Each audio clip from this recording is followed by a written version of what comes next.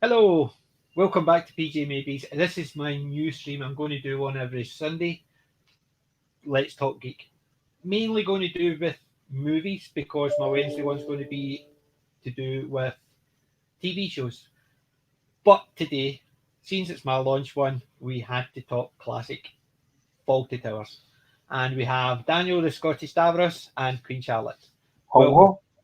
Hello. And Daniel, you want to start off by telling us about you and your channel? As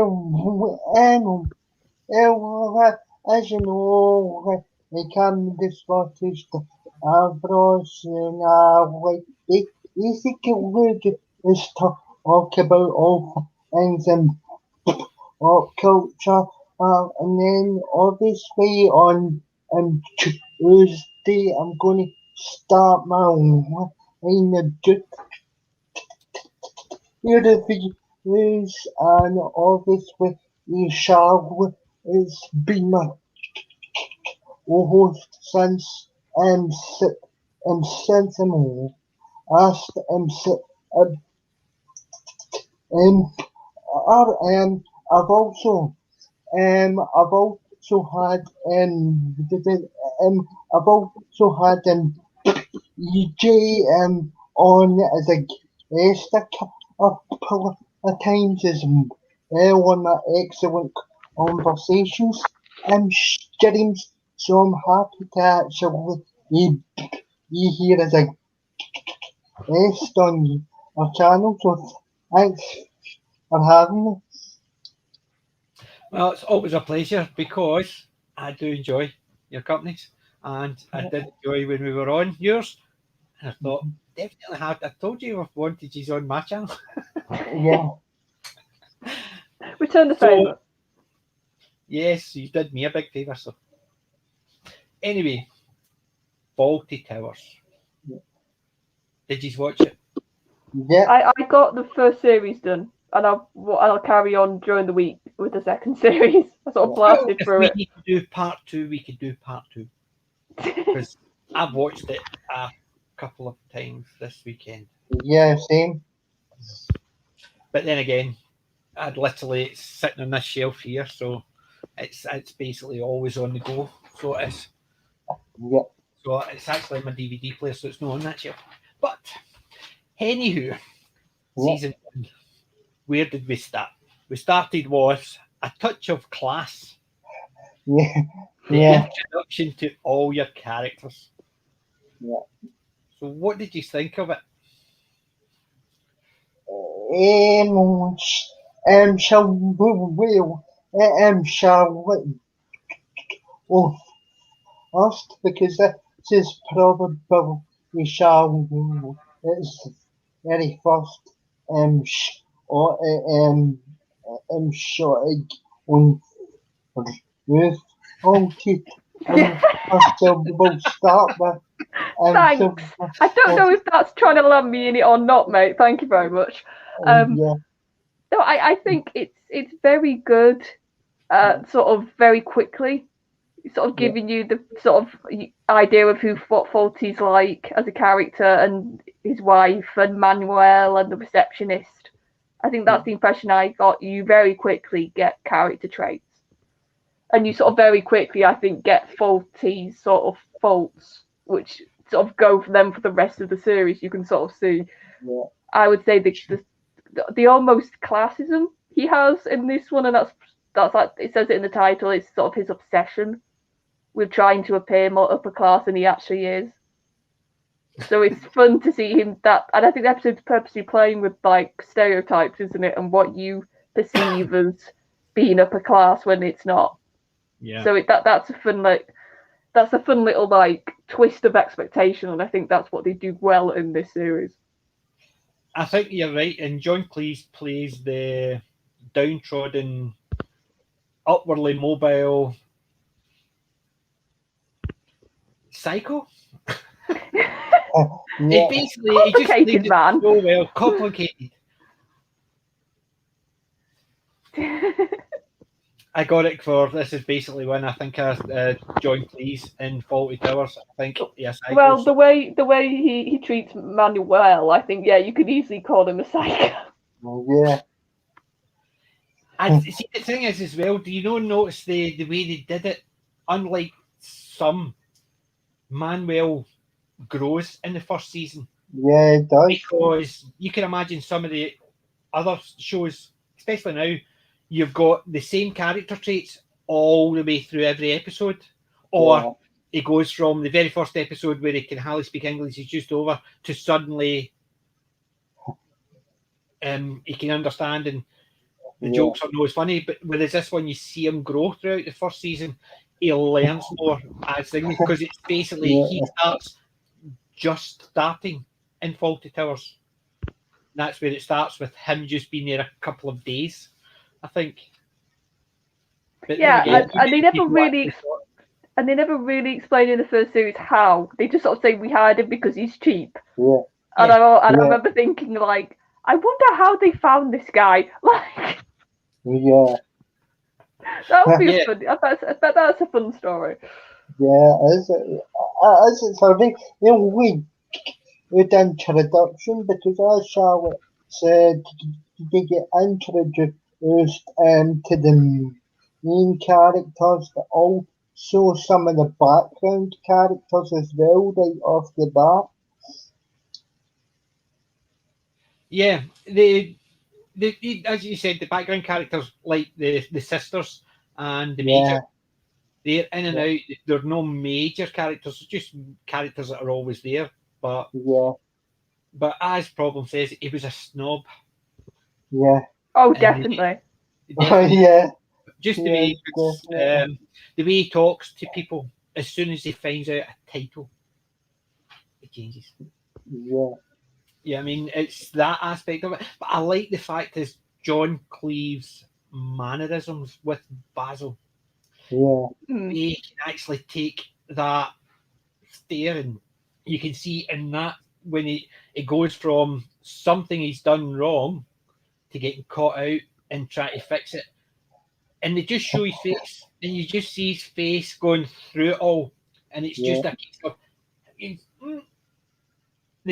every mannerism just tells you the struggle between how do you get out of this. It's like the one with the French lady who thought she fancied him, and she's chapping on the door, and it turns around it's Sybil, and he goes, "Oh dear, I just woke up. That was a horrible sleep." That type of thing.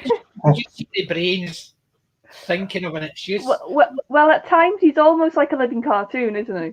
Yeah, like if you literally got a cartoon and turned him into a real life person, I think they'd probably be faulty. Yeah, you can actually just see just even on his face, the cartoon expressions just go through it in such a way that you can imagine inside his head the wee cranks going. You would see in a cartoon, it would show you cranks going or steam coming out his ears. You can just imagine that with Basil. But I think that's because John Cleese is just so naturally funny that it definitely works. But it's just it's an institution. Considering there's only 12, 13 episodes. 12 episodes did they do a Christmas one. But and considering when it was made as well, 12 episodes, 2 seasons, and it's still in the public conscience. All the stuff that you mentioned to someone, it's like Doctor Who. You mentioned something in Doctor Who, like the Daleks. People know what you're talking about, even if they've never watched it.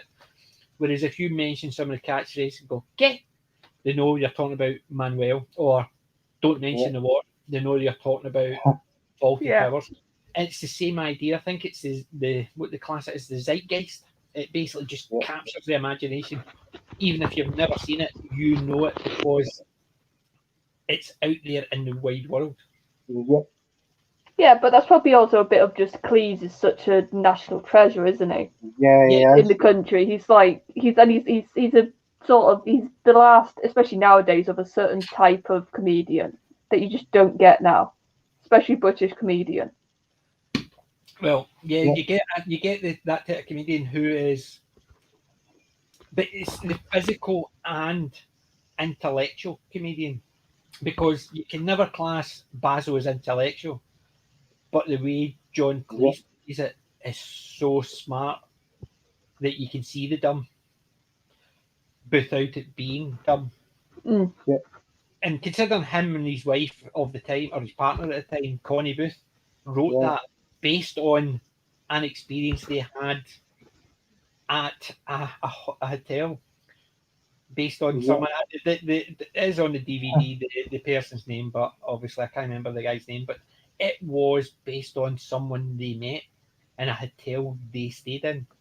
They've obviously taken the exaggerated extremes, but I can imagine it because I have come across people like that, where it's a case of no matter what, it's everybody else's fault, not what they did, even though they set the change off. But even the character building of each character is not one-dimensional. It's just so complex. With you look at Basil, how he changes. You're not entirely sure first episode his relationship with his wife, because he does have the dig at her, but does he actually really hate her? Is it just a case of he's just a downtrodden husband, and he's still? But even by the end of it, you know exactly what he thinks he's. Oh yeah, and then Cleese is, I think he's the king of sort of one-liners, isn't he? Like that's what I found watching it. It was like it wasn't like it was the little one-liners he would have, or like he'd mutter underneath his breath, which is just sort of, and you can tell like that's what Cleese is, because if you ever see Cleese be interviewed or do anything, he's like that in real life. Yeah, you can tell it's a bit of him he brought into the character. Which is true, and I think the fact that the characters they brought together, how many people grew up thinking Manuel, the actor that played Manuel, was actually Spanish? I know I did at the time. I'd never heard of Andrew Sachs, never ding it, but I just assumed he was a Spanish actor and ding it. But it just at the time, obviously, I was a wee bit younger then. That I just assumed that that's what it was. So they had someone just seeing how they translated. So they went back to the English wasn't good. But obviously, I thought the Spanish actor, who I thought was starring, obviously could speak fluent English, but they were doing that as part of the joke. But I never actually even assumed that Andrew Sachs was Spanish. When I obviously found that out, I thought, wow.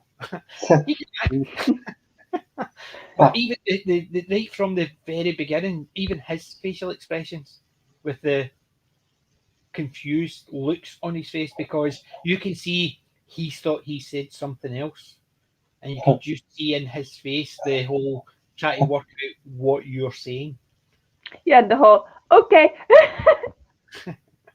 But even the silly parts where it would later on when he would go okay, and then you would get Basil going like that, and be holding up papers with an arrow, a suitcase, and a number 7, because he's obviously after even this amount of time, he still doesn't he can't be bothered. So he's drawing the wee pictures so he can hold the pictures up, just so I don't want to go through it again. Because as he said at one point, this conversation could last the rest of my life.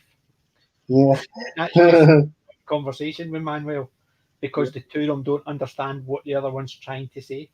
Oh yeah, and it's they've got a fun dynamic. It's like very fun. Like Cleese or Faulty like hits him half his life, like he insults him, and Manuel's just sort of like a puppy who's sort of just like, yes, I still like you, and it's like, why? This man abuses you. It's the same as this is Basil's wife, this is Basil's hand, this is smacking head. Yeah, I mean that type of thing. It's just the way they do it, the dynamics between the two of them. I don't think the physical comedy between the two of them would have been as funny if you didn't have that dynamic. Yeah, I agree with you. Because you look at a lot of the good comic teams throughout the time. Like even going back, Laurel Hardy, Abbott and Costello, you always had one that would be not as much physical, but more the throwing his weight around. Even if he's the comic or the straight man, it's basically whatever one of the two was doing that. The ones that are well known is because they had good dynamics, and there's other ones you've heard they were a partnership, but you don't think about them as a pair because as a pair they just didn't have the dynamics, so they would be good separately, but together they just don't work. And I think that's how Andrew Sachs and John Cleese seem to go. Their dynamics just seem to mesh so well that seeing the two of them on screen, you knew something funny was going to happen. And I think that's what a good comedy does. Is because you know something's going to happen, and you just anticipate what it's going to be. The best way to be, anticipation, eager for more. But unfortunately, we only got 12.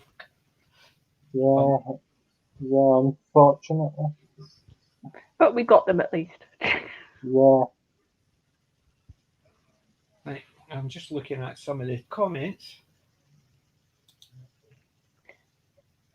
Yeah, because I think probably one of my favourite scenes, like the funniest scene, is to do with the fire drill. Let's just say that. And it's that was hilarious. Yeah, that was hysterical. But it's the Manuel and it's the way those two fellas do that scene, because it was just such brilliant comedy, and it's so in character as well. Like you think, Forty would do that to the poor guy, and it's just. And the thing is, see, as soon as you saw the fire, you knew. Yeah. Basil was not going to believe him because of the fire drill. Yeah, it was been set up so well. So but even as you said, it worked in so many levels because yes, you knew what was going to happen. Yes, you knew there was going to be the misunderstanding because of that. But still watching it playing out was just so funny. Yeah, and I think it's just the straightness of literally you can hear poor Manuel like screaming almost, and like everybody's like, "Is he okay?" And Forty's just like, "Yeah, he's fine." And it's the fact that he physically grabs him by the scuff and like or neck and chucks him back in the room like 3 times. Yeah. And then locks the door. Yeah, and then locks it. And then when he lets Manuel out, he's literally like, "Oh, thank you, Mr. Forty, thank you." Yeah. It's like, mate, he's always killed you about 3 times. And you look at it a lot, the amount of damage he's done to him, the hitting him with the spoons, and you can hear who did that? Oh, nobody. It was me when Connie Booth's. Oh, the name just went right out of my head. What was her character name? Oh, I'm trying to think. So you had Sybil, Manuel, Basil, and Polly. Polly. Yeah, she was the receptionist. Aye, Polly. So anytime something happened and Basil would turn to Sybil and Polly and say, "Who did it?" She would go, "It was me." And the first thing he would turn around and go, "Manuel." You could just see it in her face, "I better no say who it was," because if anything happened, the doors would be shut and you would hear bang. Oh! Yeah, you knew Manuel got another belt. And there was so many of that. You didn't need to see it. It's like the Blackadder. Baldic, what starts with "come here" and ends in "ouch." I don't know. Come here. Ouch. It's that type of humour. You don't need to see the physical humour. You can hear it. And you know yeah, but it's like in that same episode, like as soon as everything starts to go wrong, you're going in your head, "Oh God, she's going to ring him in a minute." Yeah, exactly. Because like I said, that's what is very clever. It sets up a lot of stuff, and it sets up early in the episode for all of the first series I found. Like, here's your setup, and like you said, it's almost like a ticking bomb. It just plants it, and you're just waiting for it to go off. You're sitting there watching the fuse, yeah, and waiting for it. Yeah, But it is the I think it's the dynamics between the four main characters definitely worked very well. And even some of the guest characters, I think the dynamics between them as they brought in the Bernard Cribbins one. Oh yeah, I didn't know he was in it, so I was like, "Is that? Oh God, it's Bernard." Yeah, I mean, he is just so funny in that one, and it's just his characterization. You can just think, I can imagine why Basil just wants to thump him one, even though Basil's the one that gets thumped by him. But you could just imagine that type of character, and you're just sitting there thinking, because he thinks he's a hotel inspector, which you knew was not going to be no matter what, because it was just so obvious that he thought it was, so he had to be wrong. But it was watching it build up, and considering they only turned out to be somebody who sold spoons. The idea of somebody's job was to sell spoons, not the whole cutlery sets, spoons. He specialises in spoons. It's Faulty's just reactions to any, like, I think that's another big part. It's just his reaction to the guests in the series, isn't it? Yeah. Like in that so much, but he wants the ones that are important to be there. The snobbishness, the because it's like the one who he thinks is a lord, and when he finds out he's not, he's literally like in a conversation, and then he'll see him and go, and then shout out what he does at him, and it's just like, and then the police literally have to hold him back to say, you can't thump him anymore. But the con man, when he just wanted to keep kicking him. Yeah. But out of the first season, what was your favourite episode? I'll let Daniel, because the episode of the German guests was my favourite. Considering the Faulty Towers' naming convention, it was called the Germans. Yeah. But I thought that was a really good episode. Yeah. What about you, Charlotte? What was your favourite? I like the Germans, but I honestly think just because of a lot of the scenes, it was the fire drill episode. I'm trying to think. I'm trying to go through the titles in my head now. Well, you got the hotel inspector. Was that not the fire? That was the fire drill one. No, that was the problem. It was the second season. The first season, you had A Touch of Class, The Builders, The Wedding Party, The Hotel Inspector, Gourmet Night, and The Germans was the first season. Oh God, I'm trying to go through it now because I've blasted through them, so it's trying to remember titles. That's the problem. See, mine's while you're thinking about it, my favourite one was The Builders. Yeah. He wanted everything done in the cheap. Yeah, because because O'Reilly was he wanted the cheapest option possible. And I even think calling O'Reilly a cowboy is really bad for all the cowboys who actually can do the work. Yeah.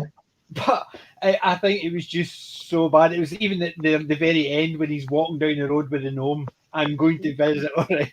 I love the bit with his wife. So with Faulty's wife. And Sybil. She's like, she's talking and and she starts smiling, and like you see Faulty just like watching this from the sidelines, and he goes, "Oh no, she's smiling," and it's like, and like that's a married couple that he's like, he can tell if she's smiling, you're in more trouble than if she's shouting at you. I liked the one when she was in hospital with the ingrown toenail. Yeah, that's the one I'm trying to think of. I just can't think of the title of it. She's in the hospital and the fire drill happens, but I can't think of what it was called. Oh, what's it called? I know it, but it's not coming to me. Oh, what's its title? Is that not the communications? No, that's season 2 communications. Season 2, that's series 2. It's not the way. I must admit, I'm the same. It's Somebody in the chat will tell us what one it was. Yeah, they probably will, because I can describe. People was in the hospital. Yeah, it was a German. Oh, it was the German. Yeah, it would be the Germans then, won't it? Or am I mixing up episodes? Yeah, no, because the Fadril, yeah, she kept phoning him, so it'd be the Germans. Aye, to tell him the German's going to be there because he ended up in hospital as well. So it was the Yeah. German side because It was the Germans. Aye, thank you.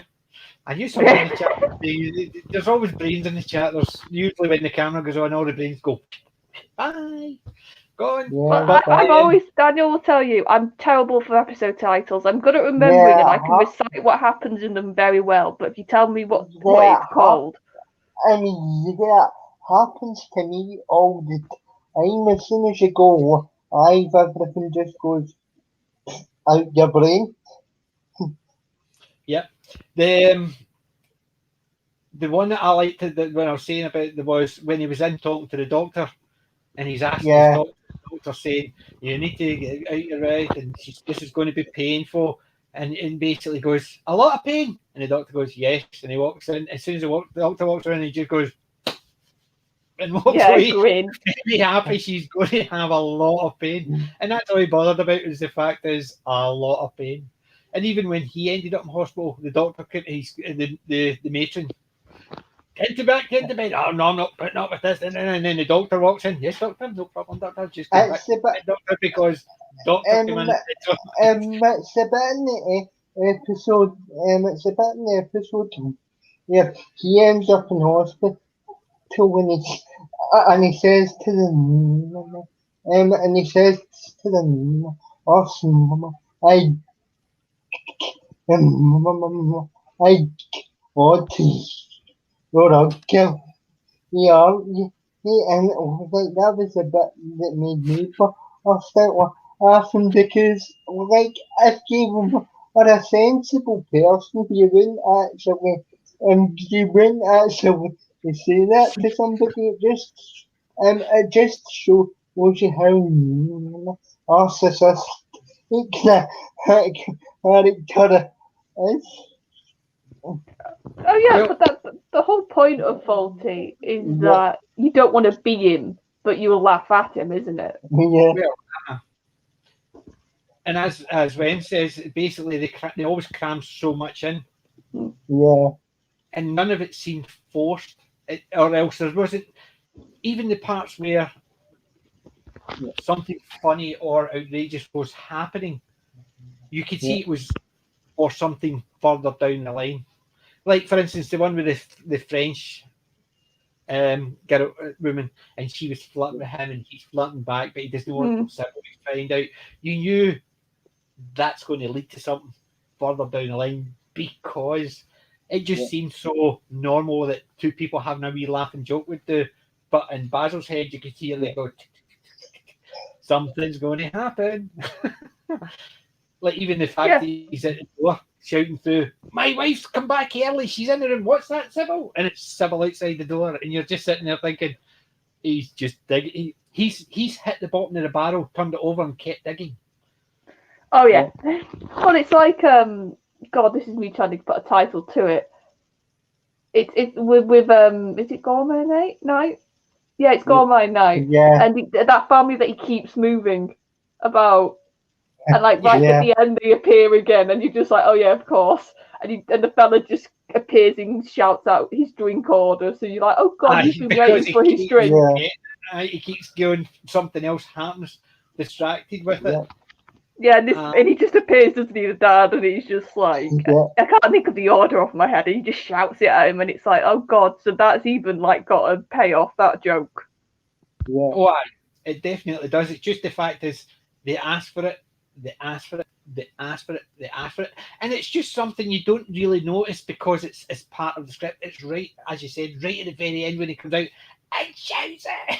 Yeah, you think all that just lead up to one really, really funny line where it does it. Yeah. And when the one with the moose head was the Germans. Yes, it was. Yeah. It was the one that landed in his head. That's why he ended up with a bandage. But I think the I know he got hit. No, he didn't. He got hit on the head. He got concussion from actually getting hit, didn't he? It was the moose head one because he got hit initially, but the moose kept falling on his head. It started off with the moose dropping and hitting him in the head, and it finished with the moose dropping and hitting him in the head as well. Because at the end, you see the major fault he's completely out. The moose head had fallen, hit him in the head after he Manuel, and the moose is on Manuel. And and he thinks the moose is talking to him again. The moose who's talking to him, who hit Faulty and he smacked it. So that's why I remember that one. It's just the interaction even with the major when the moose heads on the bar on the reception counter and Manuel's talking while he's bending down behind it, and the major thinks the moose this is an extraordinary moose. Oh yeah, he says, "So where'd you get it from? In Japan?" He just thought it was one of these made up electronic newfangled stuff. But even like to see the German episode as well. Obviously, that was not long after they joined the European Union because of the jokes and the digs he had at it. I wasn't one for it, but I'm happy to, as in, give me your money. It was just the wee digs at it, and you look at it full circle. We've now left the European Union. And it's still funny because you don't need to know how long ago that was set. It was just a case of even back then, people had issues with the same thing they've got issues with now.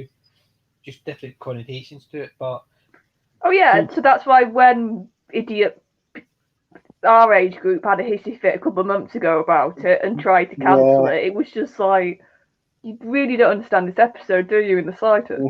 Yeah. And the thing is, even the parts in it, I can understand why some people got offended with the wording, but it's part of the history of the programme. The programme wasn't being offensive. They had the major doing it deliberately because it was almost like a mocking of the older ideas. So it was Faulty Towers at the time was mocking and saying how ridiculous this was of people of an older generation who thought that was normal. Yet now you get people who think things that were said in that are offensive. But if you had a programme made today, if it had that same stuff in it, that would be offensive. But if you've got things laughing at what people thought 30 years ago, that's not offensive because you're showing how progression has moved forward and certain things have changed. And that's the way you do it. You don't actually force people to change their mind by bullying them. You force them by telling them how ridiculous certain actions were. That if you still believe that, you're as ridiculous as that, and that's what you should be laughing at. But it just goes to show the full circle of the Europe part of it. I found funny watching it again this week. And it's flagging the entering Europe, and then we've already left Europe, and they're still. You can understand the jibes because even when we were in Europe, people didn't like it. People like it when they're out of it, so it's always going to happen. But it's like I remember listening to Stephen Fry, and it was an old thing that was on YouTube, but it was just like a talk he was giving, and that he was talking about British comedy versus American comedy, and he was sort of just saying the differences he notices. And I think this is one of the most like insightful things I've ever heard to do with comedy. And he just sort of said, if you look at British comedy, and he used Fawlty Towers as the example, he said, if you look at British comedy, your main characters, he sort of said he's a down and out, he's not a good person majority of the time, you're not supposed to want to be him, you're supposed to laugh at him. And he sort of said, and that's what Fawlty did in that show. He wasn't a good character, he said. He was an idiot, he was pompous, he was full of himself, and you're supposed to point and laugh at that. And he sort of said, well, in American comedy, the main character is somebody who you want to be. Yeah. And he said that's the difference between American and British sense of humour. He goes, we don't like perfection, we want an underdog, we like somebody who's a bit uncut and a bit sort of will say stuff that we wish we could, but we won't. Did he also not say that the difference between British and American comedy was British comedy was self-deprecating, whereas American comedy was self-important or something along those lines. It was basically we laugh at ourselves, whereas the American comedy, they laugh at other people. And so the jokes in British ones were, if I was saying something, it's me having a joke at my expense. So I'm the one having a joke at my expense, whereas the American one, it would be some other character talking about me and having a joke at me. And that's where the difference is. So you could actually watch Basil, even at his worst, he'll say something that will be about his marriage or about something about his job, his capabilities. Oh yes, I'm always wrong, look at me, and all that. Whereas he's still having a dig at himself for A, being married to Sybil, or B, being a manager of a hotel full of guests he hates, or something. But he still has the wee dig at his feelings, even though he thinks it's everybody else's fault. He still has a dig at his feelings. Whereas an American situation, it would be him having a dig at their feelings. Still the same idea, but it's how you present it. He has a joke about his feelings, even though he thinks it's everybody else's fault. The American version, it was a case of he was having a dig at their feelings because he knows it's their fault. A different way of looking at the same thing. And I think that's what it is. Not that either one is bad, it's just the difference in humour. That's why a lot of British comedies don't work very well in America, because they just don't seem to understand that we're not slagging ourselves, we're just having a dig as a joke at ourselves at our expense, because we don't take it overly serious. We don't take ourselves overly serious. Whereas when American stuff started coming over here, it was a case you had to adjust that they were still funny, but they were laughing at other people rather than at themselves. Whereas Fawlty Towers is the look at me and how ridiculous I am. I'm that ridiculous, I blame everybody else, but it's still my fault. And I still say it's my fault, although I think it's them. It's the self-deprecation part of it is, that's why I don't think it worked very well when they tried to change it for the American one. Was it called? They did Faulty something or other. They probably kept a bit of the name just for the recognition factor. But they had B. Arthur, the one that played in the Golden Girls. Yeah. Oh yeah, and she was in that terrible Star Wars thing. Yeah. Oh God. What was the terrible Star Wars thing that the holiday special thing? Yeah, the holiday. Oh, she was was the B. Arthur the one that played Maud in the Golden Girls, a big tall grey hair? Yeah. I don't know that better, but I recognise the name, and I'm sure I've heard it from. She was in that terrible Star Wars holiday thing. The only two I remember from Golden Girls was obviously Betty White and Estelle Getty, and that was so. And I can't remember the one that played Blanche. I'm just trying to remember 4 Golden Girls. It's been a long time. I was going to say, I don't think me and Daniel can help you. And probably being said that the US version is called Ian, I think. That sounds nothing like that, because that's a really bad name if they named it that. Payne, that's right, because I remember the guy who was in it as well. I don't know his name, but I do recognise him because he's been in quite a few. Because he was in. Oh, there's been just so many. That's the problem. There's been so many good comedies that came out. B. Arthur played Maud. Yeah. Aye, because Blanche was the. How would I put it? It's quite subtle. The lady with not negotiable virtues, but quite easy virtues. She all right, you got me and Daniel on the stream, mate. You don't have to. Yeah. I know, but she not if she was selling it. It's just that she liked her gentleman friends. Yeah. And that was Blanche. Then you had Rose, and then you had to still get his character, which was Ma. Been a wee while, as I said, it's been a wee while since I've watched The Golden Girls and The Golden Palace, which was the follow-up to The Golden Girls. But they never had a follow-up to Fawlty Towers, which is unfortunate, because I can imagine something with Polly and Manuel running it. Yeah, no, actually. Yeah. You could just imagine the type of things they would do, which the Americans did. They tried to do spin-offs of everything. You imagine a spin-off of Fawlty Towers. Oh, With God. Oh, Manuel Polly in running Spain. it with Manuel as the... Now, that would have been funny, actually. Yeah, would I it? think that would have been hilariously funny. Don't think it would have worked because you need a Basil character. to Yeah. count. Yeah. But it didn't necessarily be as manic as Basil. But you definitely need a character like that who was so. It takes. Well, the good thing about a situation comedy is you take any person's character and pick one part of it and exaggerate it to the extreme. Then you're going to make something funny. If that character trait can be humorous for a couple of seconds, then it can be humorous if you use that all the time. But if that's all you ever had, it can become tiresome. So although Basil's character trait was the manic snob, I think because it wasn't one-dimensional, it worked. And I think it worked really well. Yeah, and I also think it's like with Manuel and what's the section? It's called Polly. Yeah.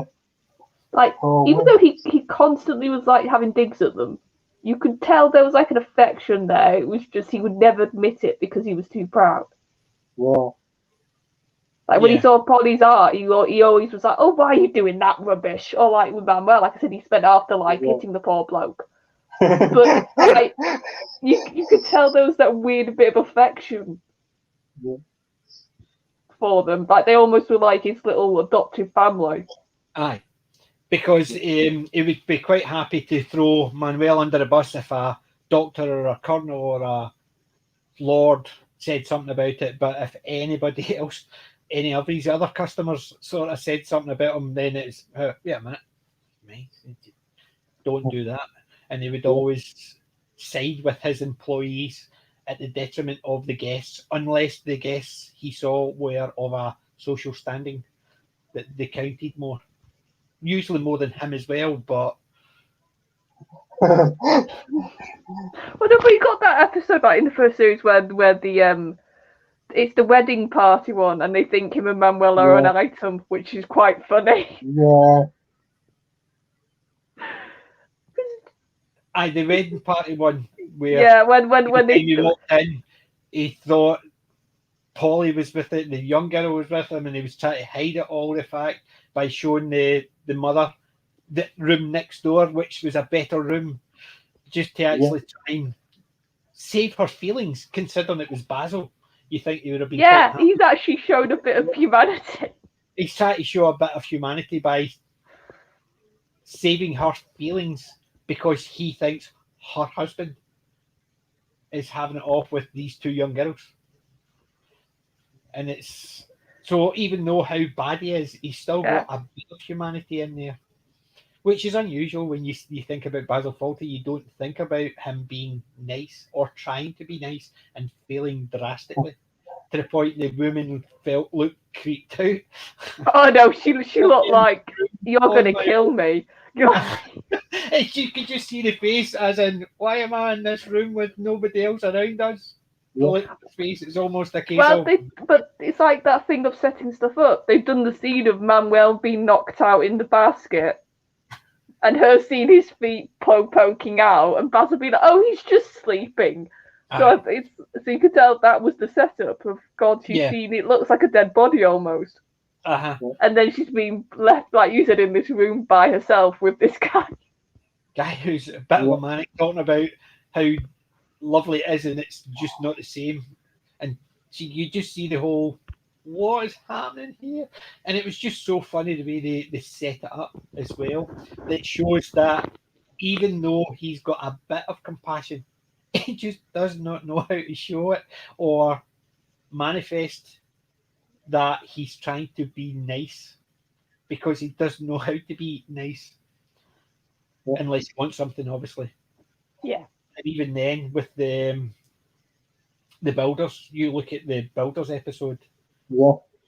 He's trying to save himself a bit of money, and he's trying to be nice to say, "Look, I did it. It's already done. It's no problem. And isn't it really done? I got it all done for you, and it didn't cost us a fortune." And then to realise that, oh dear. So rather than actually blaming his wife for anything, he just picks up the gnome and walks out. So he's going to be really nice to O'Brien. But in effect, he didn't blame his wife for it, even though he always blamed Sybil for everything. Yeah. But it does make you think, like, God, how did those two get together? Like, Well, what? as he said, there was one episode that says that, remember, we used to laugh quite a lot, and Sybil says yes, just not at the same time. Yeah. So basically, how they got together, don't know, because even Sybil realizes that they used to laugh, but not at the same time. So he was either laughing at her or she was laughing at him. They never laughed at other people or anything together. It just seemed to be they were so different. And how did they get together? You never find that out, and that's the thing. Yeah, in fact, they've got the separate beds, and it's just like, how have you two like got to marriage status without killing each other? Yeah, and I think they should have actually. They didn't really explore it at all. In any way, I don't think mentioning how they got together, because normally that's a question. Yeah, American sitcoms would have addressed that. I think saying how they used to be so close, how much they loved each other before they got to this point. Whereas in the British one, they don't care. They just, this is what it's like now. Doesn't matter what it used to be like. This is what it's like now. You just put up with it because not everybody knows how things changed. All you know is these are the characters now, which is a good way of doing it because you don't need to know anybody's life story, backstory to find it humorous or to find things sad or whatever. And I think it was quite well done in that respect that they didn't need to think that they needed to explain it. You just had to accept these two are at each other's throat. The dragon. They're at that point of the marriage. Yeah. Like the bit where the Colonel was celebrating St. George's Day and Basil asked how did they do it? And basically he killed a dragon. How did they do it? He was asking for help. It wasn't a case of, oh, hey, George, everybody knew how the George and the Dragon tale goes, but the fact that he's going, how did they do it? Could they? I need some pointers. I know it's like the line when he says, "Oh, did you see the movie about how to kill your wife?" Oh, I've seen it 8 times. It was what was the next line? I can't remember now. It was that I've seen it 8 times. It was very interesting. And you can tell it's very. You say, "No, I watched it that many times so I could work out how to kill the wife." Aye. It's not something lacking or something like that. It was almost a case of it was a very good thing, but it wouldn't work in practice. Yeah. It was almost the thing is I've seen it that many times, but I've obviously thought about it, and there's certain things wouldn't work in practice. Yeah. But I think it's the fact is there's the one-liners like that shows you that. Because they always say with Fawlty Towers, the two Basil hated Sybil because the way they portrayed it, but you never got that when they were on screen together. You got that Basil was frustrated, he was picked on, he didn't necessarily love his wife the way he used to, and he felt as if everything was on his shoulders. But you never at one thought he actually hated her. Yeah, I never got the hate from him. I never got hate. I saw something that was the way they were portraying it. How did they get to that point if they hated each other that much? And I thought, I never got that in the TV programme. Yeah, same. The interview, it was something somebody was talking about them, how these two people who hate each other ran a hotel. And I thought, I never got the hated each other. I thought they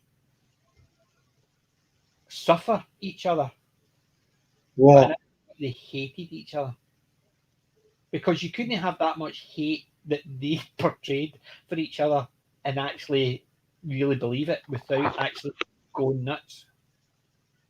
Yeah, and also in the job, it's like stressful enough to run a hotel. I think if you also were doing it with somebody who you hated, it would just not work. So I never got hate. I got almost, like I said, they sort of, and I think this is a bit of a telly trope when you get a married couple that just get to a point where they're like, well, we don't really have any outwardly loving feelings anymore. We just sort of cope with each other. Yeah, they've resigned themselves to their Yeah. lot in life. yeah, And And it's I like, think, well, we're stuck with each other now, so we just stay together almost. but it's the same as like, I remember my mum and dad growing up, but I didn't see my mum and dad as overly affectionate or overly. I mean, they just my mum would slag my dad would slag my mum. My mum would tell my dad where to go to sometimes, and sometimes my dad would actually go yes to. But it was you just put that down as that's just the way people are. You don't need to actually constantly show how much they love each other to love each other, but it didn't come across as hate. I thought it was just a case of they've resigned themselves to their lot in life.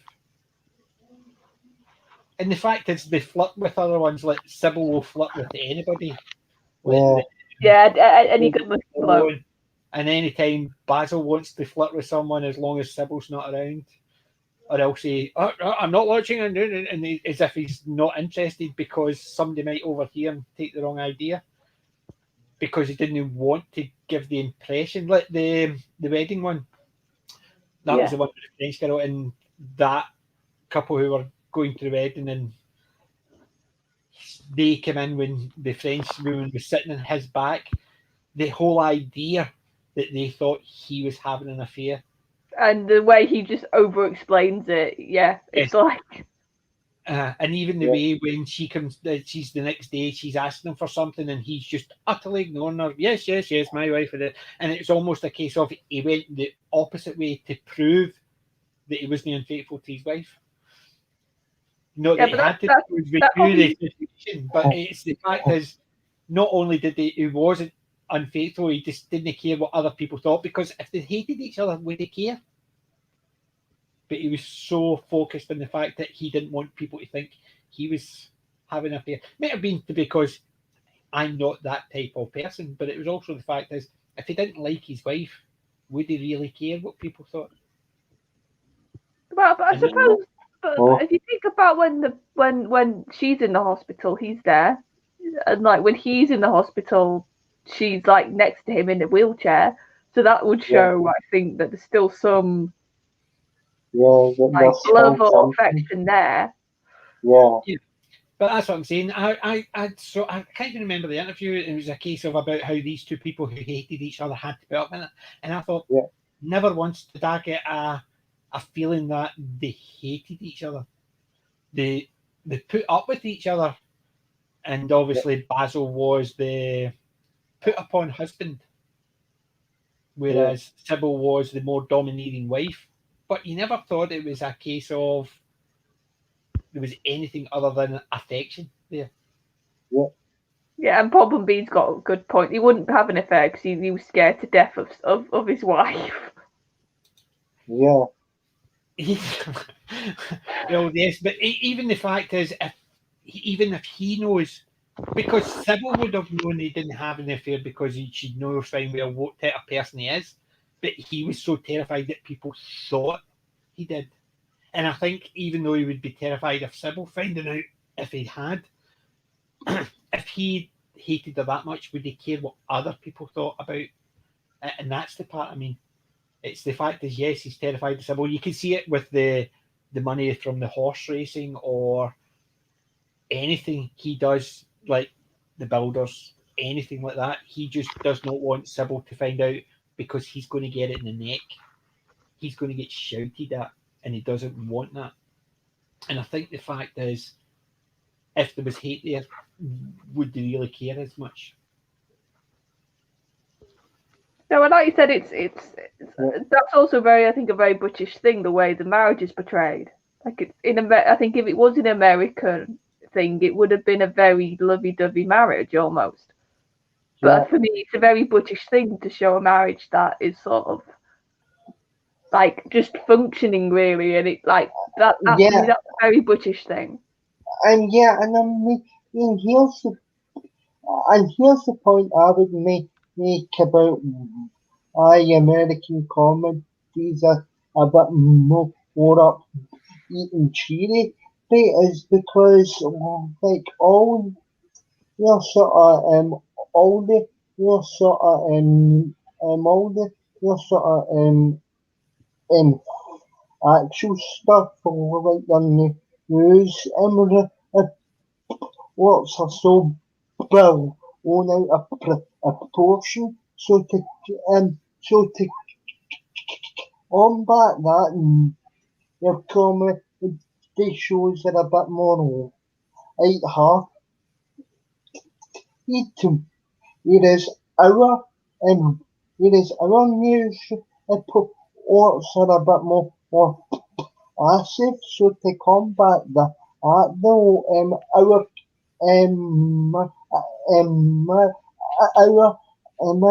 comedy is a bit more dry and arty.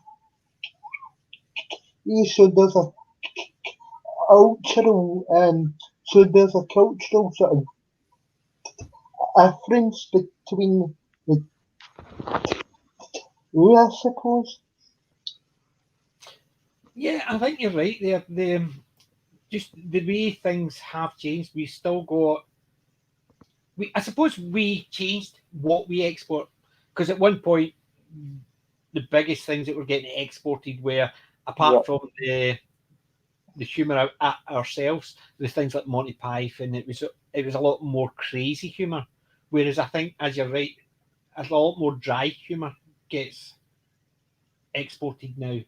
And I think, like the Office and stuff like that, it's still self-deprecating humour, but it's done in a way that is smarter, and it's a drier humour, I suppose. So in that respect, it has changed what's been put out there from the British media, I suppose, or British broadcasters, which is good, because we all change. Everything changes, even reality classic stuff. But there's certain programs I still enjoy, even though the humour is slightly different. Like the Detectorists was quite good. I quite enjoyed that.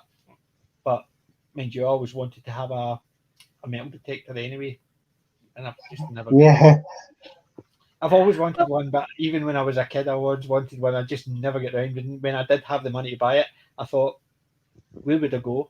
Because I had kids. So then when I didn't have kids, it was a case of, I'm too old for this. So, never got one, but I always fancied it. But so yes, the Detectorists. But I think to me, it's a quite dry humour in the Detectorists, because it's not an outright funny humour.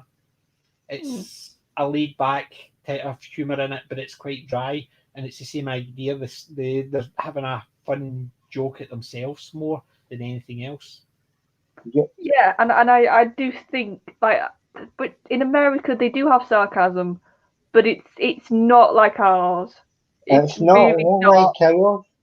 No, I think, as I said, their sarcasm is at other people's expense. Yeah, well, I think the difference of ours as well. Obviously, now it's a lot different, but I would say before, when comedy was a lot more freer, like British sarcasm can be quite cutting, and it can get straight to the point, and there's no sort of saving blushes. That's why you would only get Monty Python, you would only get Blackadder, probably Fawlty Towers as well, but not in that sort of not like so much of this, but it's you can see bits of it in Cleese, just because of his natural performance. It's that sort of cutting sarcasm, and it's the fact that British, and I've always said this, British comedy at its best does not care who it offends. And that's the thing. It really doesn't. It offends the right people. Because if people don't take things too seriously, they don't get offended by it. But if they took themselves too seriously, they get offended by portrayals of them or things they believe or whatever. And that's the way it should be. If somebody doesn't take themselves too seriously, they're not going to be offended by it. And Monty Python was just the bomb for that. It basically it put out what it wanted to. And if you took offence to it, that it was your problem, not theirs. Because there was enough people who didn't take offence to that or took offence to other things. As long as enough people were laughing at it, did it really matter? And yeah, I think, and like if you look at like Life of Brian, like that was the one that famously caused controversy. Yeah, And it's like, if you look at actually the way it treats Christianity, it's just really you'd get that only by a group of people who weren't religious, basically looking at religious they had to go the material they're sending up. Yeah. And I must admit, I do like the Life of Brian. I still think the funniest one is when he's just with his girlfriend and he stands up at the window and goes like that, and there's a crowd outside his window and he's standing there naked. He's a naughty boy. Oh, I love this. I love probably because of the sort of the double meanings of it, the whole stoning scene, because it just shows like. But that's the cleverness of that scene. It's got two meanings to it. It's got just the slapstick and the funniness of the scene, but it's basically commenting on people who want to attack others and who want to vilify others. They're sort of sheep mentality a lot of the time, and they're just doing it so they don't get hurt. That's how I've always seen that the stoning scene. Yeah, and it works because of the things people were saying to the guy who was about to be stoned, and then you had the women with the beards. And then you've got Cleese's like person who comes along, and it's like, oh god. Yeah. But it's even wee silly things like the miracle. The guy that was a hermit who hadn't spoken a word for 20 years. And Brian jumps in the hole and stands on his foot and he goes, ow! That was so... And then they all come along and it's a case of that nutcase. I hadn't said a word for 20 years and then suddenly I can talk. And then he jumps in and suddenly I'm shouting and they don't take it as anything other than a miracle. Basically they didn't listen to a word he said. All they heard was for 20 years he hadn't talked. He jumped in, now he can talk. Whereas he says, 20 years I hadn't talked. Then he jumped in and I said my first word. Not quite the same, but it was the way they took it as religious zealots. Yeah, and that's basically what the Pythons were doing with Life of Brian, I think. They were just saying, religion isn't bad. We're not saying religion's bad. We're just saying it can cause a lot of problems. Miscommunication, basically. I think that's what the whole of that message of that movie is. The thing is as well, things like the Life of Brian mean nothing if you have faith, because your faith is never going to waver, because we've all got faith in something. I'm atheist, but it doesn't mean that other people have faith, and why shouldn't they? Because we've all got faith in something. Yeah, or you can be like me, who's not, and I'll say this on stream, but I'm not religious, but I believe in a soul. So I'm sort of like a bit of in between. But that's what I'm saying. So, but you've got faith in something. That's what I'm saying. So even if you're not religious, people have got faith. I'm an atheist. I don't believe in it, but I got faith in something. Apart from anything else, because I've lost so many family members. I want to have faith in something. And it's that idea of it that they're not laughing at the people with faith. What they're laughing at is the institution. Yes. Because the institutions are always ridiculous because they go over it, because they take things that they want people to do and make it overtly complicated. Whereas somebody's beliefs is never going to be changed with an organisation telling them. They're going to be changed by what they believe. Yeah, and I think that's why Cleese also nowadays is very vocal about comedy being censored, and he's like I said, when they went after the Germans, he didn't let it go. He was very vocal, and he sort of very much saying online to people like, you were doing what we were trying to take the mick out of in the episode. You were becoming the people we were talking about. You just don't see it. And even BBC they had to put their original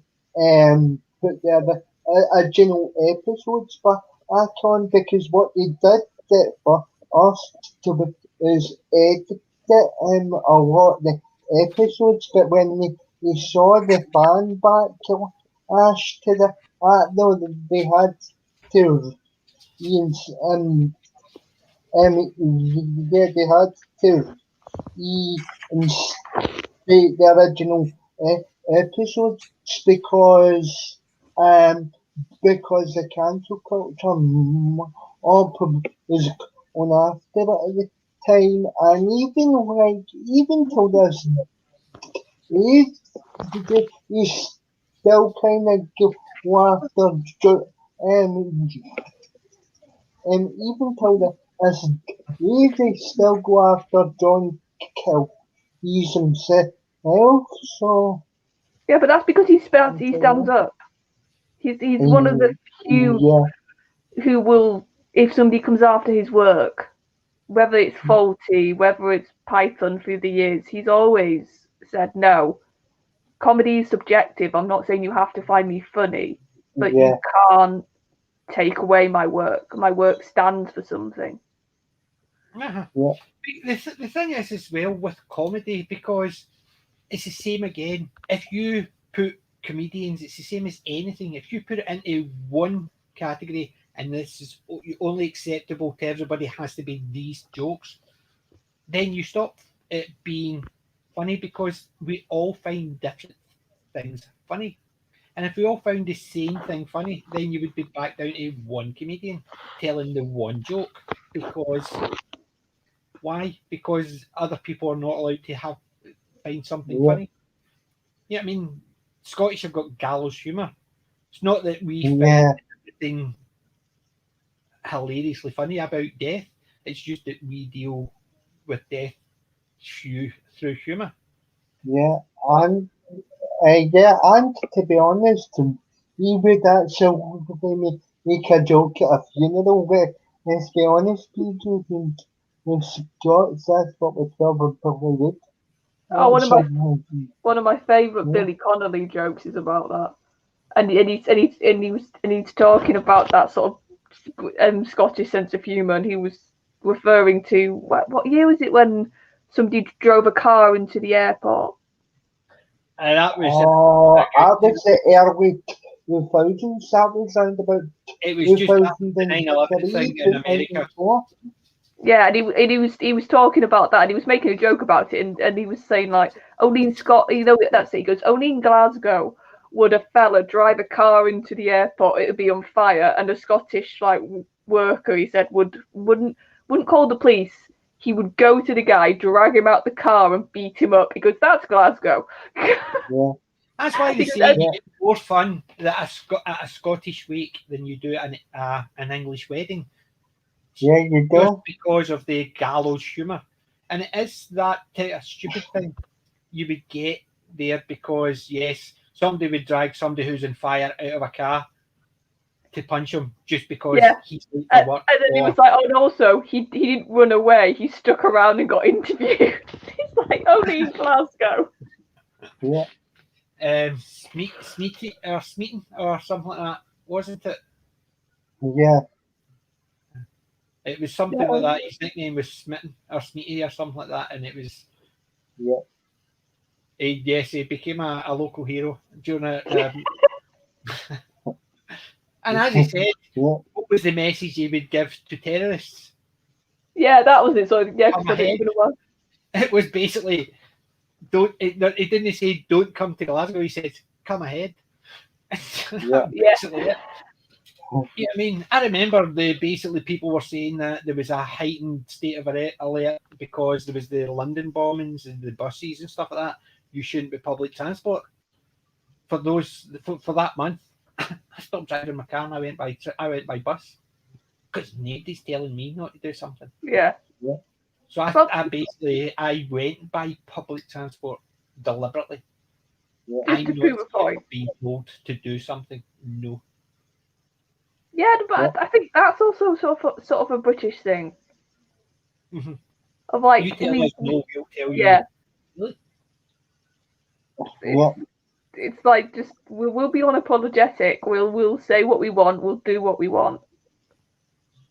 And that's the way it should be. Everybody should be that way. As long as you don't do something that is counterproductive for someone else's physical well-being. So punching somebody, no. But saying something that's hurtful means nothing because it's only words. We can all be hurt by words. We can all hurt people by words. You don't need to be physically fit to have a verbal sparring with someone. So your language and your words are the great equalizer. Doesn't matter how tall, big, able-bodied, whatever.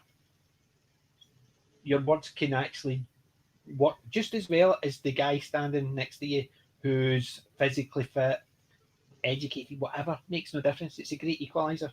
So you need humour, which is a better one because somebody could be very well educated and you can use a one-liner to completely deflate a whole argument.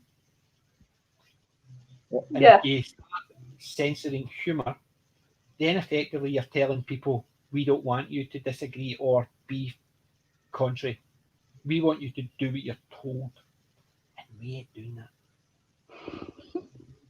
Yeah, that's why I've got to be honest. When I want my comedy, I tend to go back now, whether that's shows or just stand up.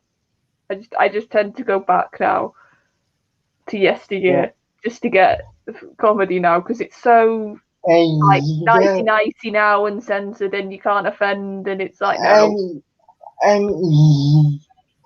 Because I remember putting on, I think it was a comedy show called The Ash Report, and it's got that plonker in it. Yeah, and it was, and this is on every night, every Sunday night before I went to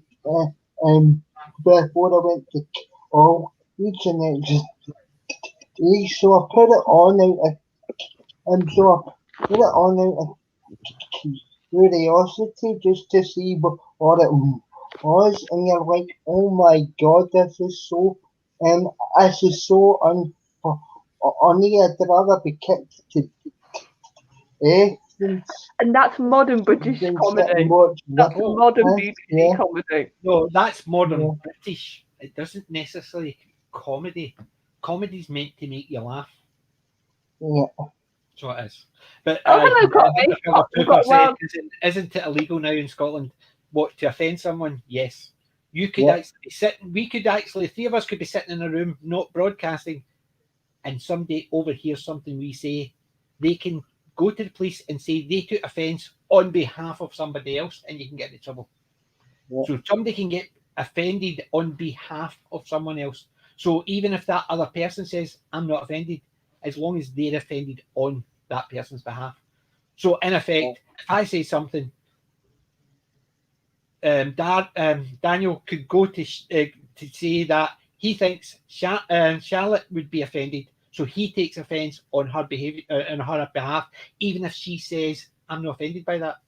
It's absolutely nuts. So you can be offended by somebody else's. Not you. You could say, I could say I'm not offended by me personally, but I think Charlotte could be offended. So because I think she'll be offended, I can get you arrested, even if she turns around and says, I'm not offended. And I think let's be honest, that's a gift to male feminists nowadays. It's with no brains. because they don't need brains to actually go, his fault, I'm offended by that, end of story. Yeah. I don't like what you say, so I'm offended. But that's why you couldn't make I don't like something people like. with hair, so I get offended easily. Yeah, but that's why you couldn't make Faulty Towers now. Oh God, you couldn't make half the programs that I watch. No. Yeah, Couldn't watch it. Are you being served? Couldn't watch it. There's so many things you could even not now. I mean, even you couldn't actually make the unbeatable. Emails now, and that was only made about 10 years ago. You couldn't even, you couldn't even say some of the jokes in the unbeatable emails now either because it's so, and it's gotten so stupid and everybody's so offended by everything these days. Yeah, it's and Wen was right.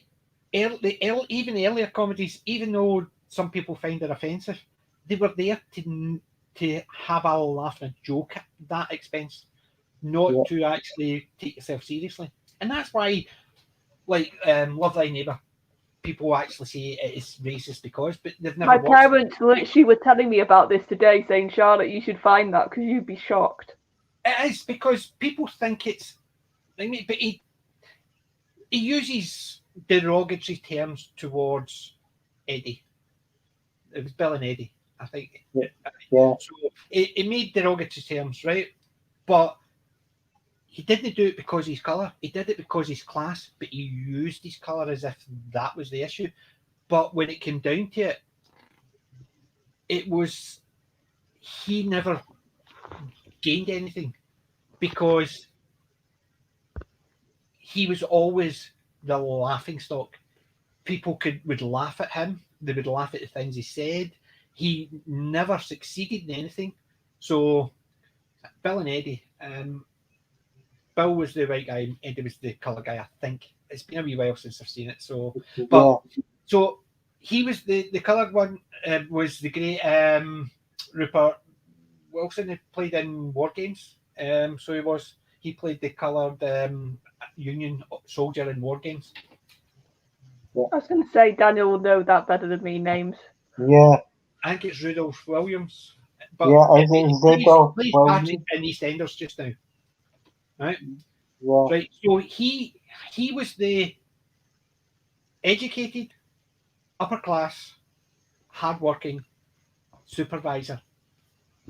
Eddie was the other one. He was white, he was lower class, he was constantly jealous of not, and he basically wasn't as well educated. So he never got the upper hand. So the fact is, they always showed the opposite what people talk about. It showed. They're saying it's racist because he showed them this, doing this, doing this. He didn't. He showed them doing some racist things, but he never came out and talked, and people were always laughed at him. And that's what you should be doing. You should be laughing at racists and sexists and all that. You shouldn't actually be taking them seriously. And nobody ever did. Yeah. And that's what humour did. The humour wasn't there to say, here, laugh at these minorities. They were saying, here, laugh at people who think you should have a thing against minorities. And that's what it is, because you laugh at the stupid ones. You don't laugh at the intelligent ones, you laugh at the stupid ones, and the stupid ones are the ones that have usually got these stupid things that they believe. Yeah, it's like Basil Fawlty, like he's a complete and utter idiot. To put it politely, he's an idiot. And it's like Clee's purpose, you can tell, played him to make him the most unlikable character in certain moments. And he did that on purpose because, like you said, he didn't want anybody wanting to be Basil. He didn't want Basil to be seen as a role model. He wanted Basil to be almost, I got the impression, like a cautionary tale. Yes, because he had actually met people like that. He had actually stayed in a hotel with people like that. And that's what it was. It was a case of, look, don't be a Basil. Yeah. And it's basically, don't treat people this way because this is how ridiculous you look if you treat people like this. You said this. You acted like this. And it was a case of, if you're a snob, you'll look ridiculous. If you bully people, you'll look that ridiculous because people will start thinking you're a Basil. Yeah, but it's like, but if you think about it's in the first episode, isn't it, with the undercover copper? Yeah. And like as soon as he sees him, he puts him down in his head because he's got like he's got a Cockney accent. He sounds working class. Yeah. And then at the end, it turns out, oh, he's CID, and like he can speak CID, Spanish. nobody believed him because of that. But the one who was the con man, he was quite willing to give him the £200 check, give him his coin collection because he said he was a lord, so he must be good. And it did, but it's flipped those two. Yeah, that's things though, isn't it?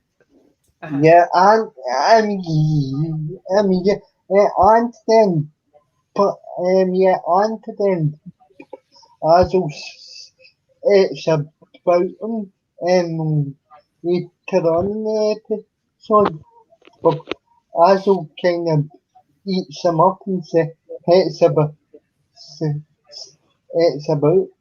Yeah, but even like when he's got the when the receptionist Polly first tells him, his response is, "Oh, of course, your friend from MI5," and even then it literally takes seeing the bricks for him to go, "Oh God, don't open that safe, don't take that case out. I forbid you. Don't open that case." No, I forbid you.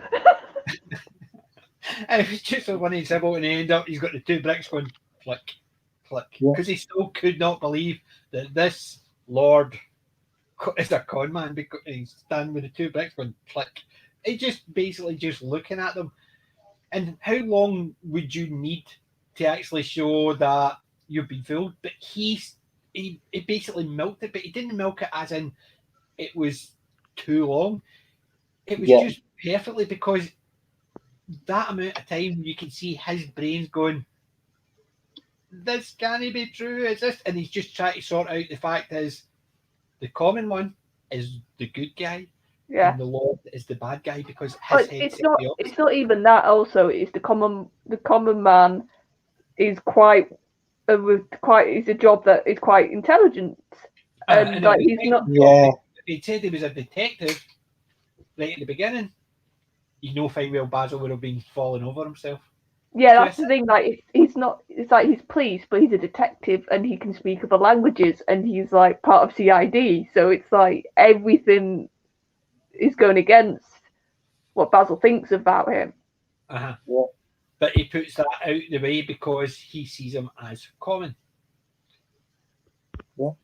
So basically, it is, and it's just, you think about it, for the first season, there was so many things that it chipped up for 6 half-hour episodes. Yeah. How many things it put in his head, and you've got another 6 and 12 episodes for such an iconic program. Yeah. Which did so well and is still talked about even after all this time. Yeah. Why did it only get 2 series? We'll still have to do season 2. John Kill, he's another car. Just decided to go off and do other projects, so that kind of got in the way. A series that would ever been produced. So it wasn't like the BBC that stopped it. It was just that Cleese was busy. Yeah. I think it was a case of, and because the two of them split up as well, they weren't writing together, and I think it's the two of them writing together that actually gave it. It gave it its fun side of seeing different things, because you could look at it when they were doing any of the things that were happening. There was 2 sides to every story, and I think if one of them was just writing it, they would have a difficult to playing it off against themselves. Whereas the two of them, John and Connie Booth and John Cleese, wrote it in such a way that it looks like they could play against themselves because they could see the opposite side. Whereas if you're trying to write a sketch, I assume because I can't write my name, but never mind. Is the Yeah. fact is they obviously could see the opposite sides and the two of them could play against each other. Yeah. Just seeing that, and if they did stop writing together, they might have actually made the right choice if they think, well, half the story came from the other one, or Yeah. half the ideas they could bounce against each other because they were different enough that they didn't see the same things in everything, and that's what you need. It's the same as Red Dwarf. It was at its best when you had Grant and Naylor. When the two of them separated, it was still good, but it lacked. Yeah, it's not the yeah, cause like cause like only if ever helped them I and other the a series the dynamic wouldn't have been the same if you change an area build it makes makes a series so iconic and enjoyable. It ruins the dynamic. So like I could kind of see why that they never borrowed it back after the two of them separate. It's because the dynamic wouldn't have been the same with the drastic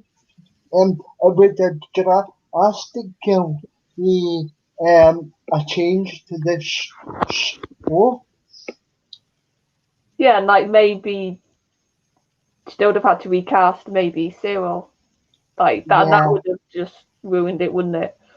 yeah, Yeah, and I think as Sudoku 24 says, things have to end at their prime. Because how many yeah, programs have you seen go? Yeah. I mean, I like that yeah, 70s show. See the season 8 dire yeah, because they should have finished it earlier. Because when people are starting to move on, you know it's going to fail yeah, because it's never when it reaches its prime and comes to a good conclusion. Finish it because by the time you realize you need to stop it is because people are telling you you need to stop it because you're not getting any more money. How many TV programs finished without a resolution because they thought they were getting a couple of seasons out of it, but it failed so much miserably that they just cancelled it. So there was never a yeah, resolution. Whereas there's certain programs, the best one I've got an example of is the Almighty Johnson. Captain Courtney Spot may know this one because it's a Kiwi production. It yeah, is finished 3 seasons and they finished when people were clamouring for more, but they still finished it after the 3rd season.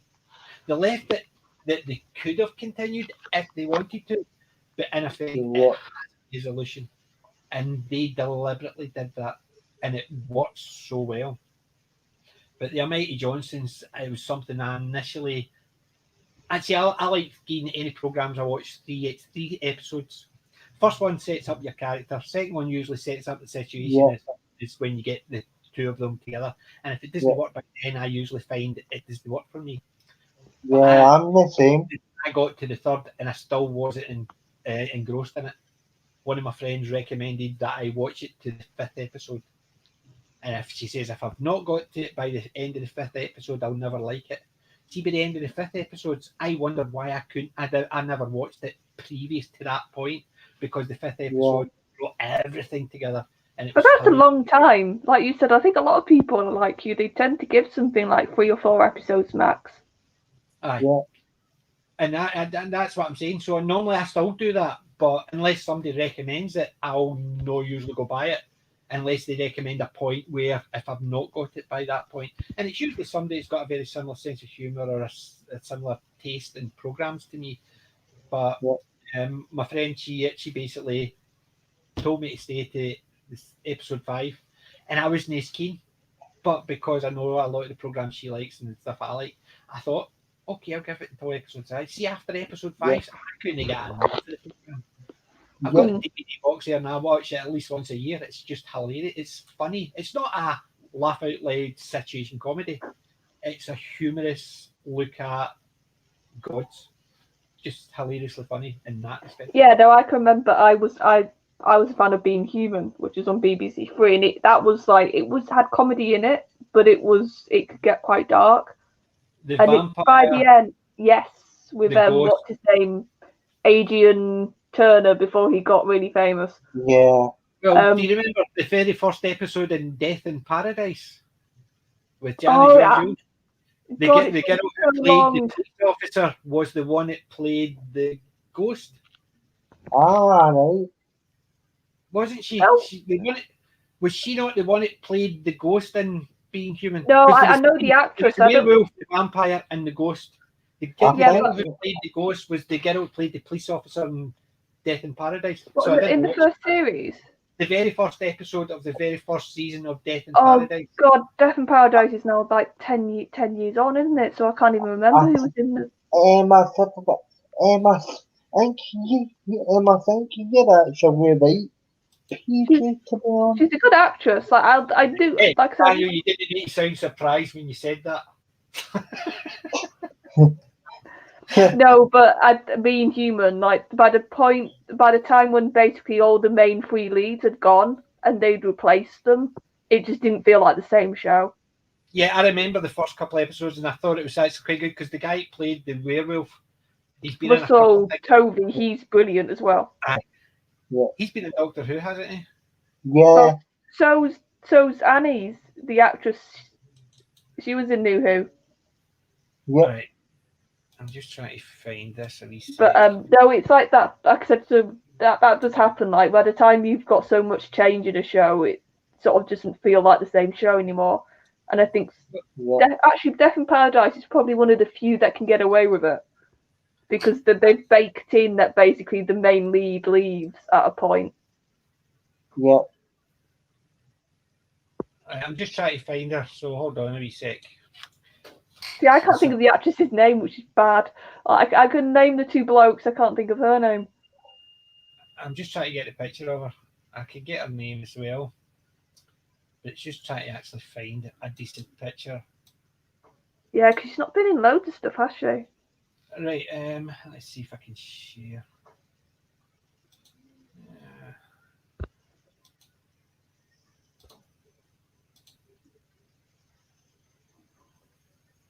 She not the one? Oh, Auntie. Is she not the one that played the ghost in Being Human? I don't think so, but she has a look of her. See, I was sure that was her. I don't think it is. And she has a look of her. I'm just trying to see if there's a better close-up picture of her. I can always find the episode afterwards because it's on. Obviously, it'll be on iPlayer and Netflix, so I can always look it up afterwards because I know that I know the actress. Because the reason I when Death in Paradise, I just find it hilarious because it was something I always when I saw characters. Oh God, that is her. No, it is. That was the closest shot. That's the same actress from Being Human. Yeah. So that's what I was saying. So basically, as you can imagine, I'm basically one of those ones that when I'm watching an older program, I go, "Oh, I recognise him from here." And when I watched the very first episode of Death in Paradise, that's where I recognised her from. Yeah. And obviously all these years later, when you were talking about Being Human, that's basically. So there you go. Sometimes I'm right. See, Daniel, you don't need to be surprised. Oh, and it's Sudoku. I actually still work occasionally. The nice things to get on the wheel. Oh yeah, and Sudoku, by now it should be obvious I have internalized misogyny, shouldn't it? Really? Yeah, well. Actually,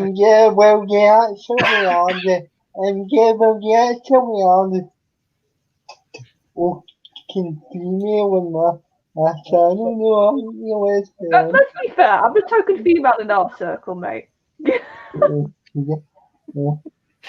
I go and stream, so it's like, oh look, there's a female. Now it's okay. But it's terrible. Imagine having those